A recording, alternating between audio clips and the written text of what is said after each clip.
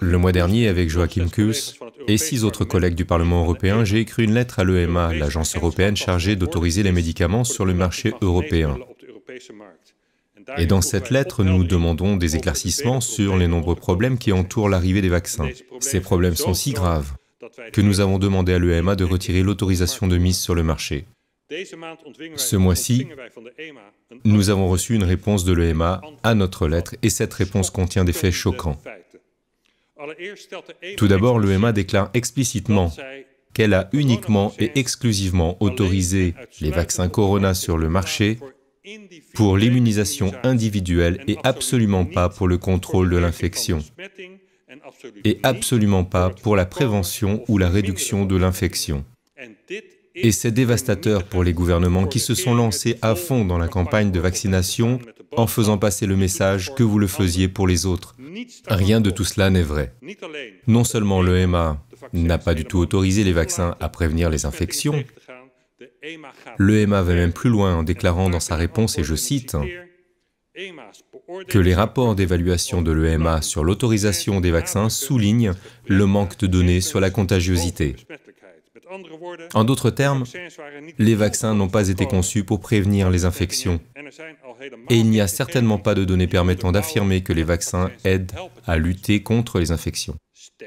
En fait, l'EMA affirme que l'exposition répétée au virus augmente le risque d'infection même chez les personnes vaccinées.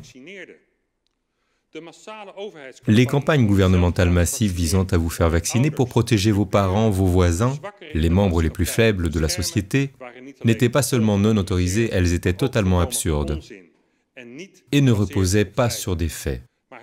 Mais malheureusement, il y a pire. L'EMA dit que les vaccinations sont uniquement destinées à la protection de l'individu vacciné et qu'avant de vacciner l'individu, le patient, et je cite à nouveau l'EMA, toutes les informations relatives à la sécurité doivent être soigneusement prises en compte avant d'administrer ou de recommander une vaccination. Vous ne pouviez donc être vacciné qu'après qu'un médecin ait déterminé qu'il était prudent de le faire dans votre cas. Et comme pratiquement aucune personne de moins de 60 ans ne risquait de complications graves à cause du coronavirus, à quelques exceptions près, personne, mais personne de moins de 60 ans n'aurait dû être vacciné. Donc les salles de sport remplies de vaccinateurs étaient totalement contraires à l'usage pour lequel les vaccins étaient autorisés par l'EMA. Et il y a pire.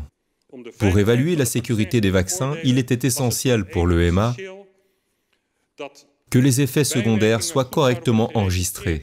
Et l'EMA dit à ce sujet, « Nous nous attendons à de nombreux rapports d'effets secondaires survenant pendant ou peu après la vaccination.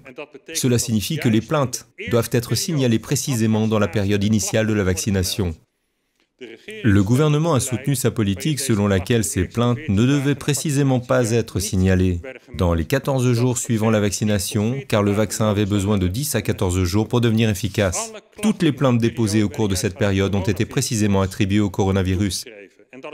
Il ne s'agit pas seulement d'une fraude, mais d'une mise en danger délibérée de vie humaine. Et je vous rappelle que nous sommes toujours aux prises avec une surmortalité massive supposée inexpliquée. En bref, cette information de l'EMA est dévastatrice pour la politique de vaccination poursuivie par Rutte et De Jong. Le gouvernement savait que les vaccins ne protégeraient pas contre la propagation du virus, mais il n'a pas partagé cette information avec le public. Au contraire, il a imposé les vaccins à nos concitoyens par des mensonges, a dissimulé les effets secondaires et a ainsi mis en danger la santé de tous ceux qui ont reçu un tel vaccin. Les campagnes de vaccination doivent être arrêtées le plus rapidement possible, car elles ne sont tout simplement pas sûres et ne répondent pas aux exigences fixées par l'EMA.